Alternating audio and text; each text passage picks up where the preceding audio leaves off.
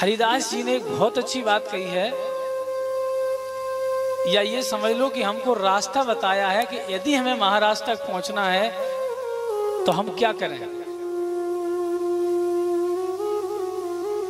बताएं।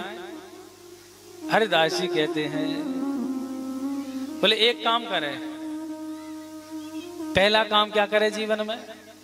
प्रथम सुने भक्त मुख भगवद वाणी। जीवन में पहला काम ये करे कि जितना ज्यादा हो सके उतनी कथा सुने। कथा में भी जो भगवान का भक्त हो उसकी वाणी से ज्यादा सुने। तीसरा, हो सके तो भगवान के चरित्रों के साथ साथ भक्तों के ऊपर कैसे भगवान ने कृपा करी उन भक्तों के भी चरित्र सुने, क्योंकि हमको हृदय में एक विश्वास बन जाता है कि जब हरिदास पर कृपा करी, जब सूरदास जी पर कृपा करी, जब मीराबाई पर कृपा करी, तो वो दीनानाथ हम पे कृपा क्यों नहीं करेगा। प्रथम सुने भक्त मुख भगवत वाणी और द्वितीय आराधे व्यास नव भाति बखानी। वेद व्यास जी ने जिस नवदा भक्ति का वर्णन किया है, दूसरा काम ये करे कि उस नवदा भक्ति का आचरण करे।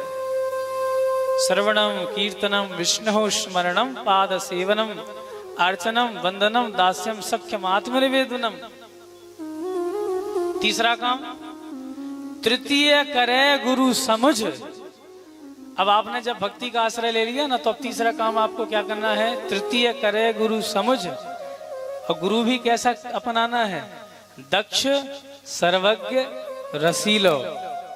क्योंकि रस के लिए यात्रा कर रहे हैं ना हम, तो जो पहले से रस से डूबा होगा वही तो आपको रस दे सकता है। कई बार ऐसा होता है कि महात्मा का स्पर्श करते ही स्फुरना जगती है। कारण है, ऐसे महापुरुष हुए हैं कि हिंसक जानवर भी जिनके पास आते हैं वो भी प्रेम से भर जाते हैं, वो आपस में प्रेम से सब जीव जंतु रहने लग जाते हैं। ये प्रेमी महात्माओं का वैशिष्ट है। रोम रोम से हरि नाम का उच्चारण होता है, कण कण से प्रेम चेतन होता है, जीवित होने लगता है। कैसा ही हृदय शून्य व्यक्ति उस वातावरण में, परिवेश में पहुंच जाए, वो भी प्रेम से अधिभूत हो जाता है, पुलकित हो जाता है।